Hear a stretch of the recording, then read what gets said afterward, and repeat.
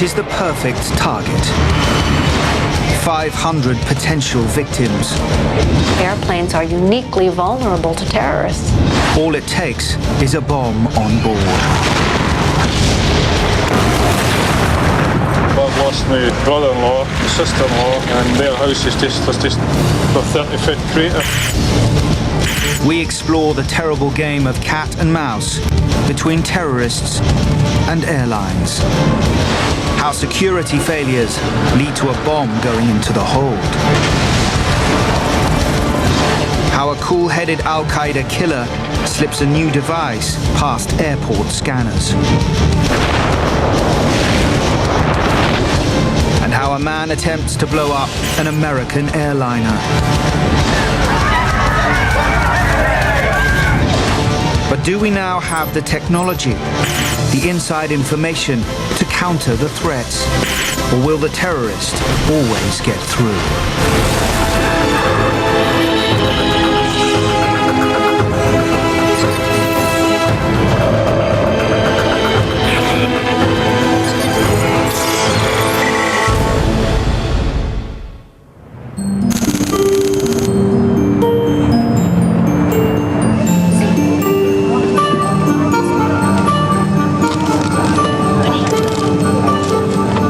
Christmas Day, 279 passengers are flying from Holland to the United States.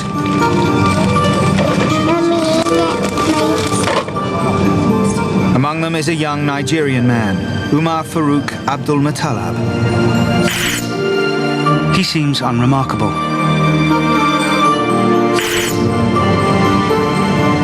Also on board is Dutch filmmaker Jasper Scheringa. Everything seems like a normal flight. The plane is just 20 minutes from landing at Detroit. Then,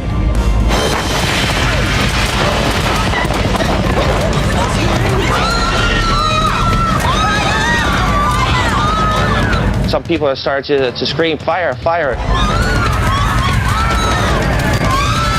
At that moment, I was like, "Oh my God, this is wrong." And without hesitation, I just made myself over there, jumped over some people, grabbed him by his neck just to make sure, because we didn't know if he had any other explosives.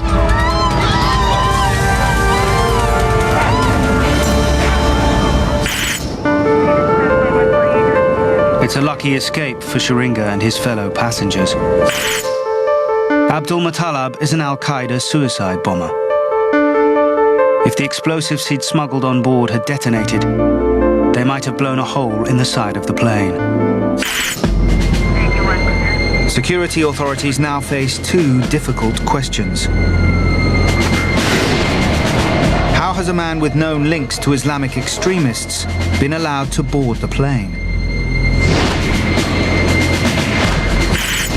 And how, 8 years after 9/11, is he able to smuggle a bomb on board?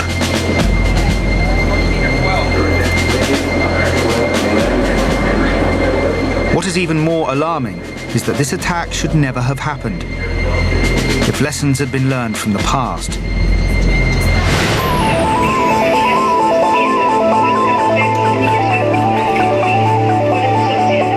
Airlines haven't always worried about bombs on board planes.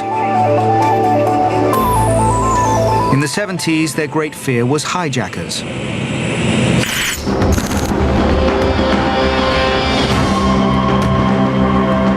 What happened at Dawson's Field in Jordan shocked the world. A handful of Palestinian terrorists hijacked 4 airliners. They wanted to make headline news. Having released the passengers, they blew up 3 of the planes.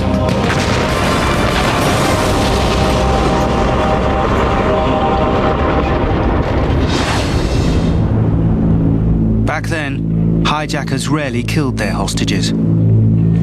They preferred to keep them alive for bargaining purposes. Their weapons were chiefly used to take over the planes. The security response was to try to prevent those guns getting on board.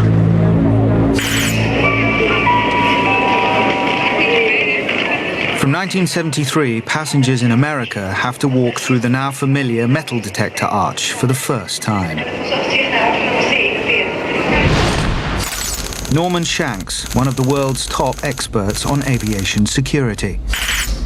Dawson's Field was primarily responsible for the measures you see today, which is basic passenger screening for weapons, whether they're knives, sharp instruments, or guns. And it worked. The threat of hijacking was contained, at least for now. But closing one loophole just forces the terrorists to look for another. No one is ready for the next threat on the horizon. In 1985, terrorists are preparing to unleash a sinister new device.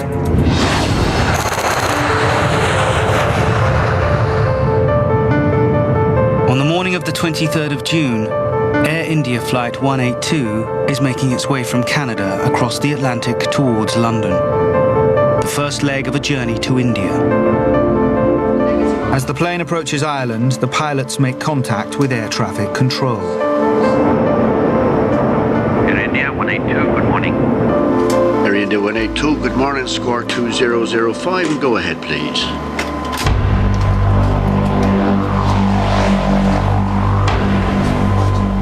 Then at 7:14, the Air India radar return mysteriously vanishes from the screen.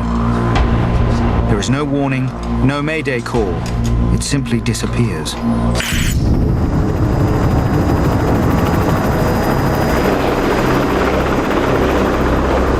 By 9:30 that morning, the fate of Flight 182 is discovered just off the Irish coast. The plane has blown apart in mid-air. All 329 people on board are dead.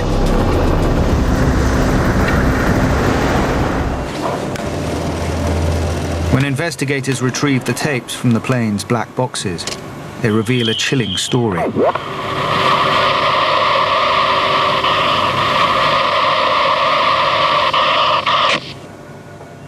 A sudden loss of electrical power.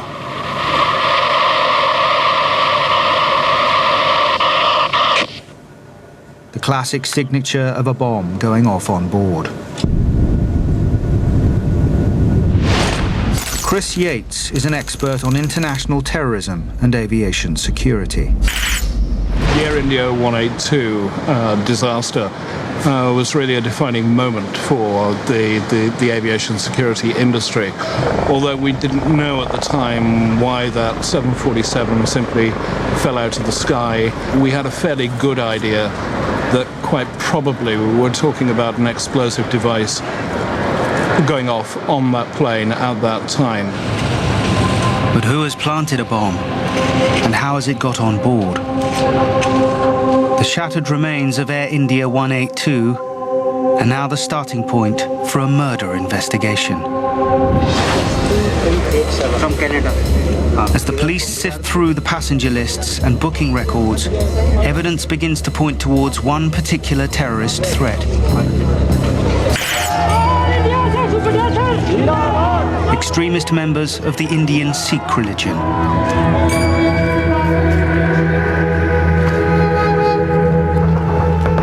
The previous year, the Indian Army had stormed the Golden Temple in Amritsar, trying to suppress extremists fighting for a separate Sikh state. The sacrilegious bloodbath at the Sikhs' holiest of shrines triggers a desire for revenge. Canada has one of the largest Sikh populations outside India. Because of this, security measures at Canadian airports are tightened up. But now, the authorities realize their defenses have been pointing in the wrong direction. The measures in place at the time were really not geared to identify bombs in checked baggage. The technology at the time was frankly not capable, and it was quite easy for passengers not to board the aircraft having checked a bag in. Security experts investigate how the terrorists got through. They focus on a particular process in baggage handling, known as interline. When you fly from one country to another, you often check in at your start and then maybe change planes somewhere else. Using the interline system, your baggage gets transferred from one flight to another without you needing to see it again until you reach your final destination. In other words, the bomb in the bag is put on board, but the terrorist never gets on. This is what investigators believe happened. A passenger calling himself M. Singh is booked to fly out from Vancouver to Toronto and waitlisted for the onward flight, Air India 182. He persuades the check-in agent to book his bags all the way through to India on the interline system. But he never gets on board. Once the bomb is in the hold, it is simply a question of timing when it will go off.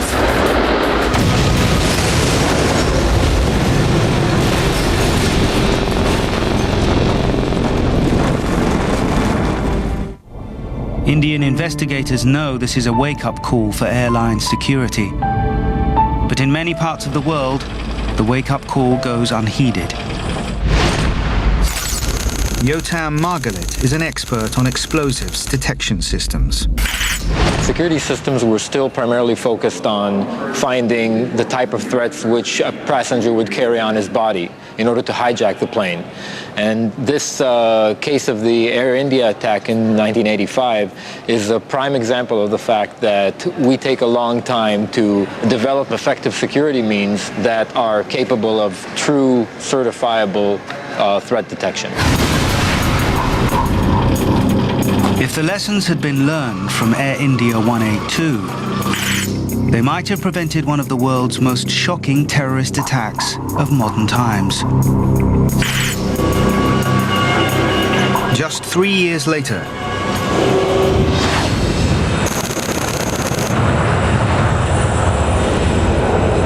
Pan Am Flight 103 takes off from Heathrow just 4 days before Christmas.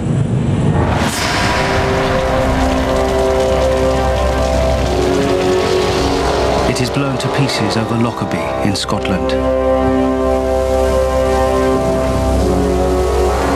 270 people are killed, including 11 on the ground. As far as I know, I've lost my brother-in-law, my sister-in-law, and their house is just a 30-foot crater where their house was. Like, I can't even find the house. It's gone. Like. As a member of a rescue organisation, unfortunately, attended many fatalities, but never anything like the scale of that in one place. It really was quite difficult at times to cope with it.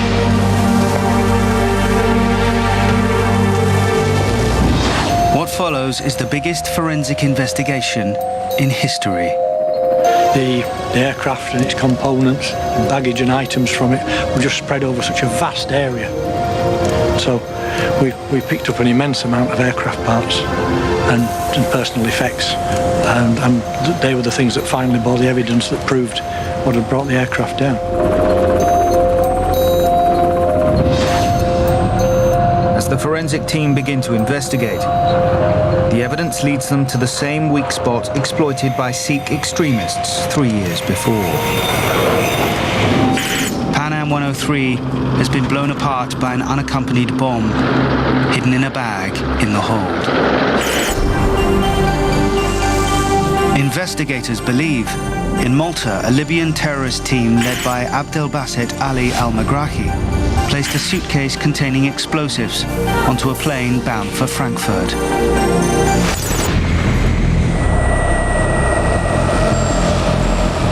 The bag, they think, was checked through to New York on Flight 103, but the men responsible never boarded the plane in Malta.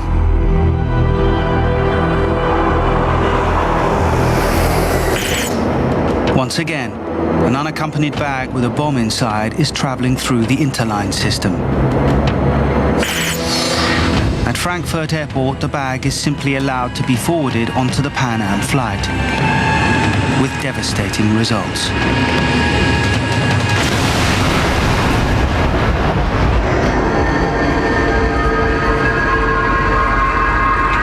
In the aftermath of the Lockerbie disaster, security authorities tried to strengthen their defences to keep passengers safe.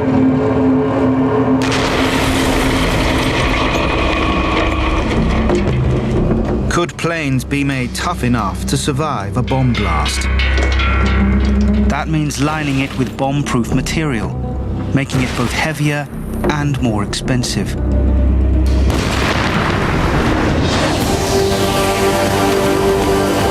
The conclusion is, you can't build a tank that will fly. Airplanes would always be vulnerable to a bomb on board. Security experts now look for a way to stop bombs getting into the hold.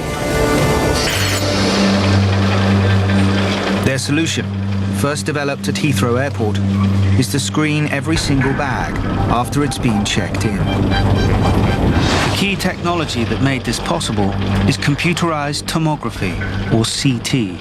CT is an X-ray-based technology where the source that produces the X-rays and the detector that collects them continuously spin around the bag.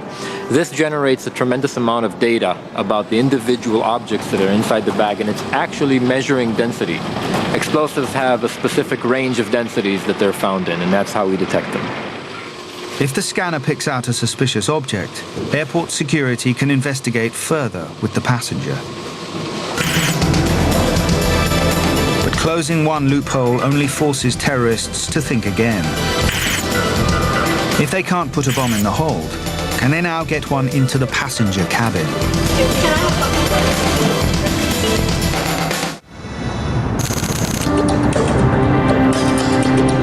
The city of Manila in the Philippines. An unlikely spot for a new international terrorist campaign. Thousands of passengers fly on holiday and business trips between the Philippines and the United States. None of them suspect they are the targets of a man with a horrifying ambition. Ramzi Youssef, a highly trained Al-Qaeda terrorist, has hatched a plot known as Boyinka.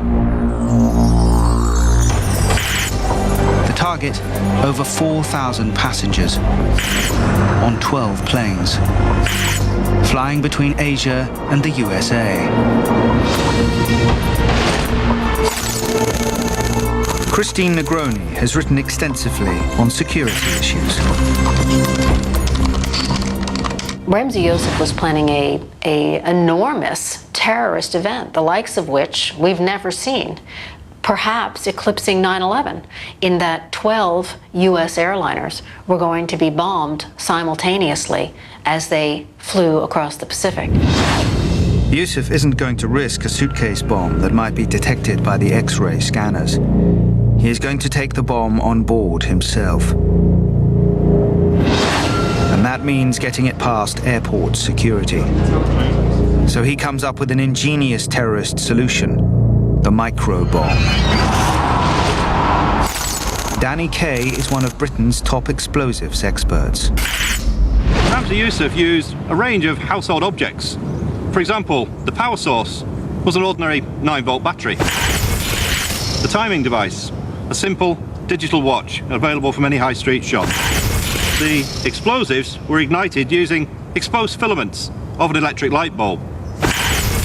The liquid explosive that he used was concealed in a contact lens cleaner solution bottle. The ordinary-looking liquid is actually nitroglycerin. Nitroglycerin as an explosive is an extremely sensitive material, very, very sensitive to shock. Even experienced scientists and chemists have had accidents handling it, so Youssef was really gambling with his own life when he was messing around with this stuff. Each of Youssef's carefully chosen components appears harmless on their own.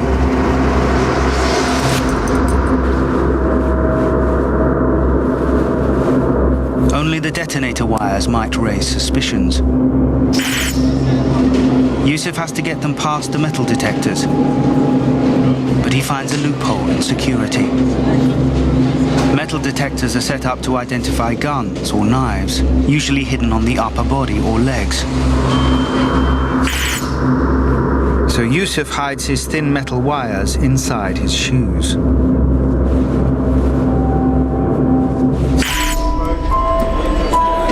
But before he's ready to launch the Bayinka attack, he needs to test his lethal microbomb.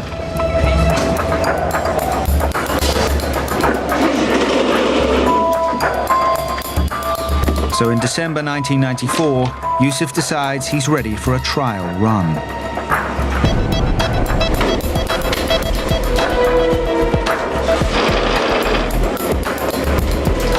First, he has to get past the scanners at Manila Airport.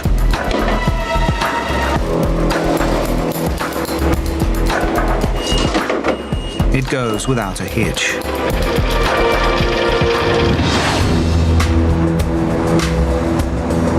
Yusuf's target is Flight 434 from Manila to Tokyo.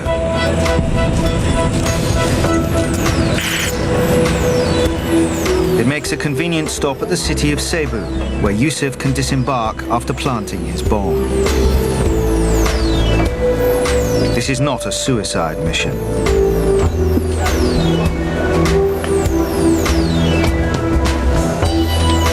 Yusuf has booked himself seat number 26K. His research tells him it is directly above the center wing fuel tank.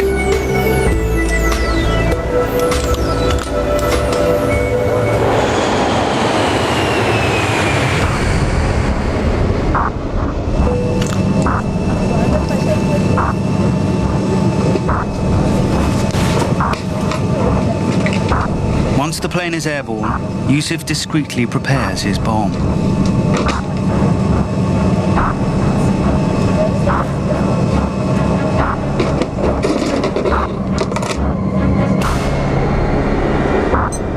He sets the timer for 4 hours ahead.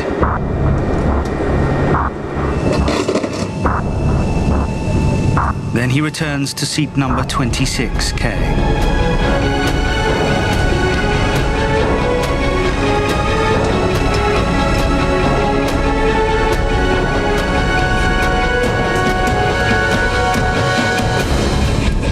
He hides the bomb in the life jacket pouch underneath his seat.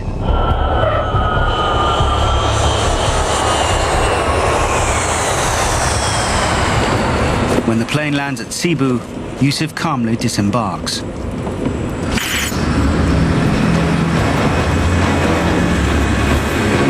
A young Japanese passenger, Haruki Ikegami, now comes on board for the final stage to Tokyo.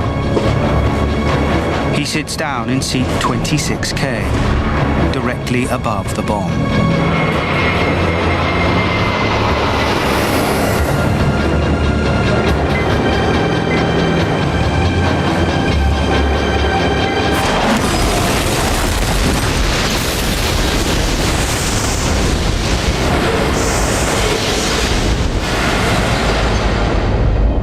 Haruki Ikegami is killed instantly, cut into 2 at the waist. 10 other passengers are wounded.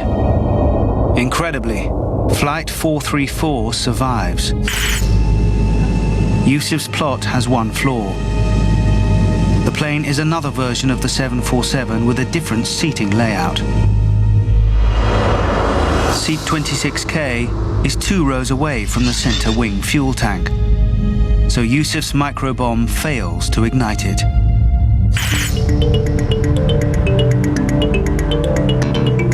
Soon after, Yusuf's bomb factory is discovered, and Yusuf himself is arrested after a tip-off.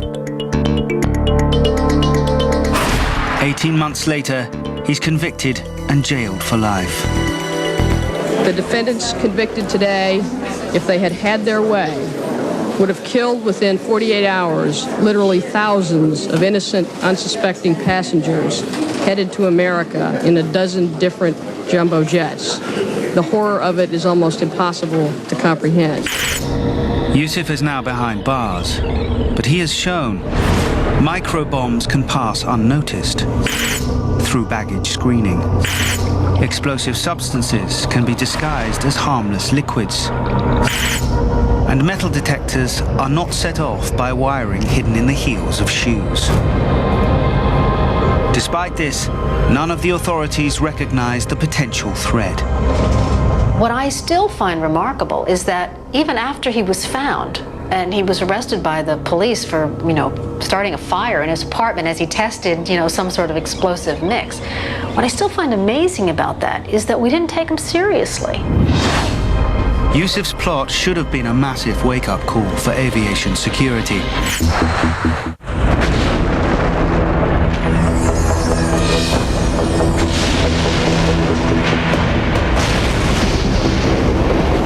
"9/11 shocks the world. Passenger planes are turned into lethal guided missiles.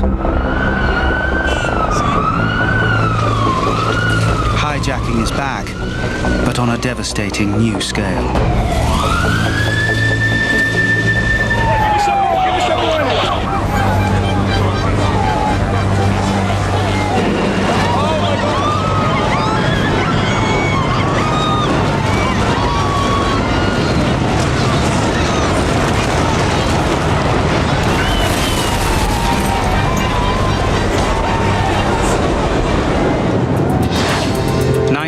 Al-Qaeda terrorists show the world there's a new kind of hijacker to fear. One prepared to give his own life for a cause. 9/11 in some ways took us full circle. We started with the threat from hijacking, and we've gone back to a threat from hijacking, but with an entirely different dimension to it. Yes, it was a hijack, but it was a suicide hijack. Nothing in aviation security can be the same after 9/11. The US government tries to establish what has gone wrong. One of the first things they realize is that the Al-Qaeda terrorists haven't even broken security rules. Their weapons were permitted on board. On the ground, all dangerous items are banned from hand luggage.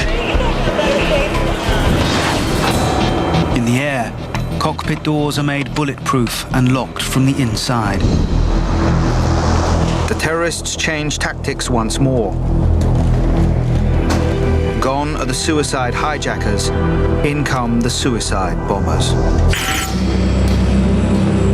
Richard Reed is a petty criminal born in Britain, where he is exposed to radical Islamic extremists. After being trained in an Al-Qaeda terrorist camp in Afghanistan, his terrorist minders give him a very special pair of shoes to wear. The main explosive in the shoe, contained within the area under the arch of the foot and the heel, was a plastic explosive known as C4, a very powerful military explosive. The lace was impregnated with a homemade explosive known as TATP, or colloquially known as the Mother of Satan. There have been a number of documented instances of bomb makers actually blowing themselves to pieces trying to make TATP. It is such a volatile explosive to manufacture. Reed's intention was to ignite the stub end of the lace and allow it to progressively burn down. As it burned down, it would burn faster, eventually detonating and setting off the bulk of the explosive charge contained within the sole and the heel.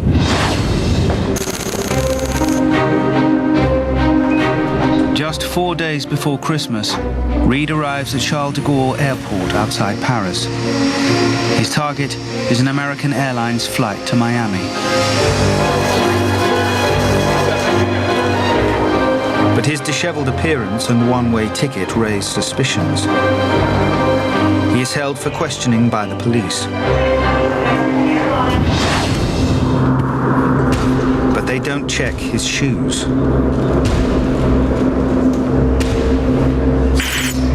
Next day, he is allowed to board the flight to Miami, still wearing his shoe bomb. Reed waits until the plane is well on its way across the Atlantic. Then, he tries to set light to his shoelace, coated with the lethal Mother of Satan explosive. At first, the flight attendant just thinks he's desperate for a cigarette.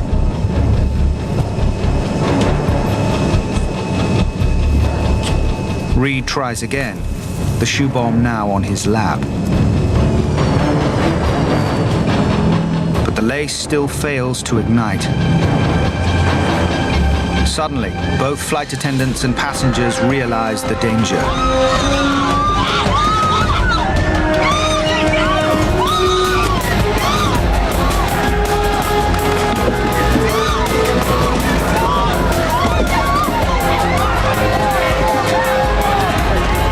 They finally managed to subdue the would-be suicide bomber. It is a lucky escape for Flight 63. This plane is carrying a replica of Reed's shoe bomb. And this is what could have happened.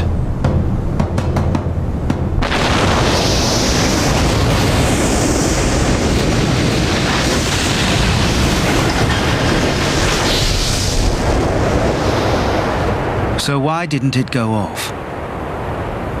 Well, we've got a segment of the boot that was actually projected some 50 or 60 metres away from the airframe. In reality, Richard Reed's co-passengers were extremely lucky. We know that he was held over on his flight for around about 24 hours in Paris. TATP, the homemade explosive that Reed had impregnated in his shoelace, absorbs moisture. This was the saving grace for his fellow passengers. Moisture absorption in that 24-hour period meant that Richard Reed could not ignite the shoelace. In other words, all the passengers and crew of Flight 63 have been saved by Reed's delay in Paris and his sweaty feet. Richard Reed is soon heading for a future behind bars. In 2006, airliners leaving the UK are to be the target for a multiple suicide attack. This time, the terrorists return to Ramzi Yousef's idea from 12 years before. A microbomb using liquid explosives.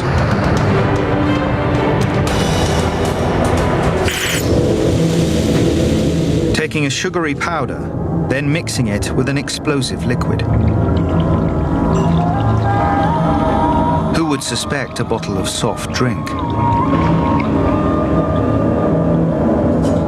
And now they no longer need trick shoes or even wires. A disposable camera, an apparently harmless device, is to be the detonator. The plot is foiled just in time. All liquids over 100 milliliters are banned. All passengers must be hand-searched, and their footwear and all items they are carrying must be X-ray screened. Any liquids discovered must be removed from the passenger. We will not be permitting bottled liquids and fluids. These measures are helpful, but the authorities know a determined suicide bomber will eventually find a way through. Names are quite evidently kept on lists. Those lists are categorized. The known individuals out there who may belong to some terrorist organization or some such. There are about 550,000 names on a central database. Those posing a more definite threat are put on a no-fly list. This should flag up immediately if someone on the list tries to check in. Watch lists, checking your shoes, banning liquids, examining luggage in the hold. All of these measures have made air travel safer. But as the Christmas Day bomber shows, even these methods are fallible. In 2009, Umar Farouk Abdul Muttalib was a young Nigerian with a problem.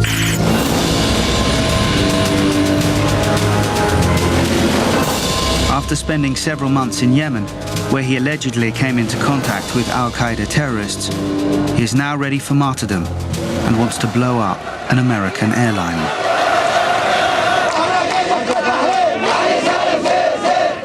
The question is, how can he get through the new, tighter security?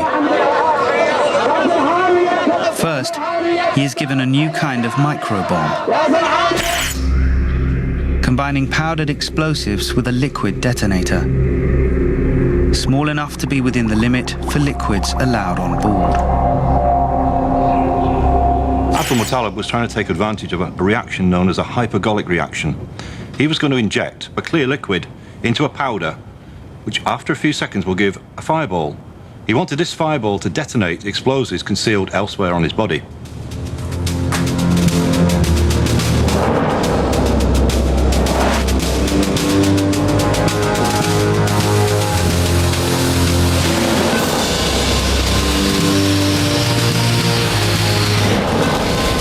fireball can reach a temperature over 2,000 degrees centigrade, easily hot enough to set off the bomb.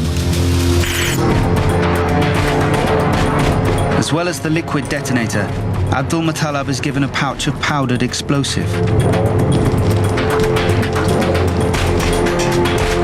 It's sewn into his underwear to avoid detection.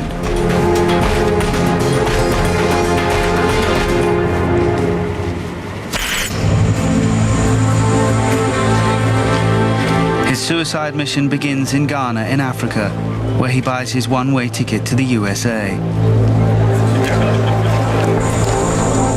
He then travels via Nigeria to Amsterdam's Schiphol airport. He still faces the final security checks before boarding Flight 253. With the high explosive in his underwear and carrying the liquid detonator, Abdul Muttalib makes his way to the gate.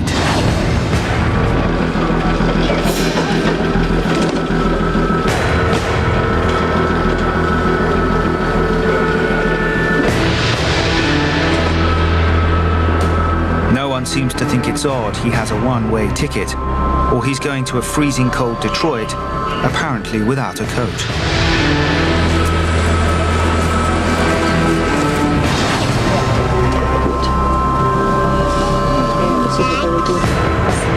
Once on board, he takes his seat by the window, behaving just like any ordinary passenger. The terrorists have learned their lesson. He's directly above the center wing fuel tank. Some 7 hours into the flight, the plane is starting its approach to Detroit Airport.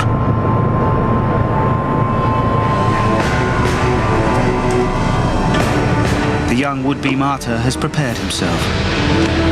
He is now ready to strike.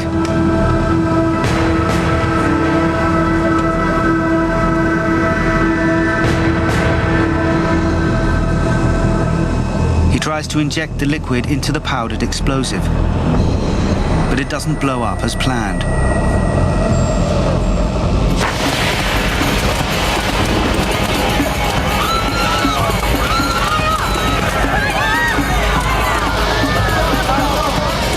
Within minutes, he has been overpowered by Jasper Schuringer.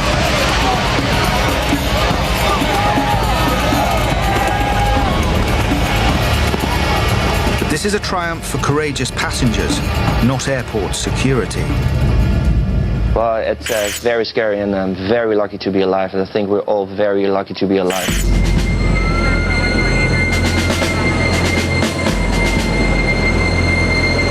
When the investigation begins, what emerges is a catalogue of security errors. This was not a failure to collect intelligence. It was a failure to integrate and understand the intelligence that we already had. The information was there. Agencies and analysts who needed it had access to it, and our professionals were trained to look for it and to bring it all together. Just 2 months earlier, Abdul Muttalib's journey to Yemen was reported to the US Embassy in Nigeria by his own father, fearing his son has become a potentially dangerous extremist. American intelligence does not join the dots. Abdul Muttalib is never placed on the no-fly list. The second failure is that airport security is unable to detect the liquid and powder microbomb. In Britain, the political response led by former Prime Minister Gordon Brown is to bring in more sophisticated technology. People will see gradually being brought in the use of full-body scanners. They will see checks for explosive traces. That will be done on hand luggage. Transit passengers will also be checked. There are two types of full-body scanner. One sends radio waves over a person, producing a three-dimensional image by measuring the energy reflected back. The other type uses low-level X-rays to create a two-dimensional image of the body beneath the clothes. Both are designed to uncover what a physical pat-down could reveal, including guns or plastic explosives strapped to someone's body. At first sight, it seems intrusive.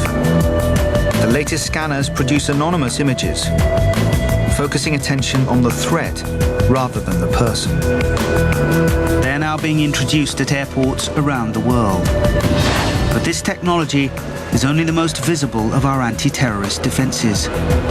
Why are we taking off our shoes and throwing our laptops on the belt? Well, we're doing that as the last process for making sure we're safe.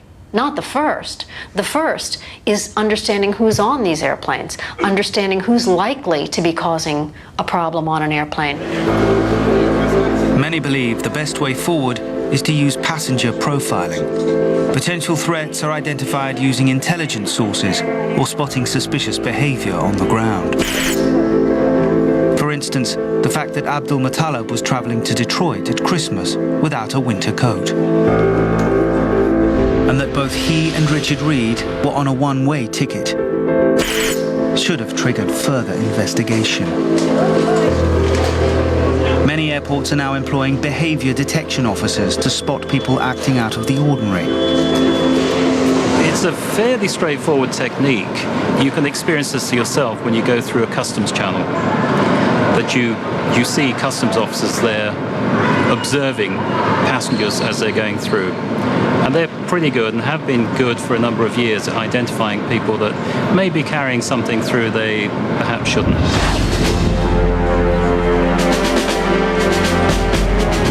That still leaves the issue of liquid explosives. Now there are scanners on the way designed to counter even this threat. Potentially lethal liquids have unique chemical characteristics. Even if they're hidden in the most innocent-looking containers, this device can spot them by analyzing data from X-ray scanners. Steve Buchan is an expert on airport security scanning. Certain liquids have been designated as a threat, and what we do is we characterize the molecular structure of those particular threat items, and they are introduced into a library. So if a liquid passes through the system and the characteristics of that liquid matches those characteristics of some of those materials that are in the library, it will recognize the fact, therefore giving an automated alarm to the operator. 2 decades after Ramzi Yousef's nitroglycerin microbomb, aviation security is finally dealing with the liquid explosive threat. All European airports are now required to have scanners similar to these in place by 2013. And should terrorists try again to get a bomb in the hold, potential threats can now be identified using 3D technology. It seems that air travel has become safer. But equally, terrorists are always probing the system, looking for ways in. The battle continues. We have to be predictive. We have to think the unthinkable. We must all remain vigilant.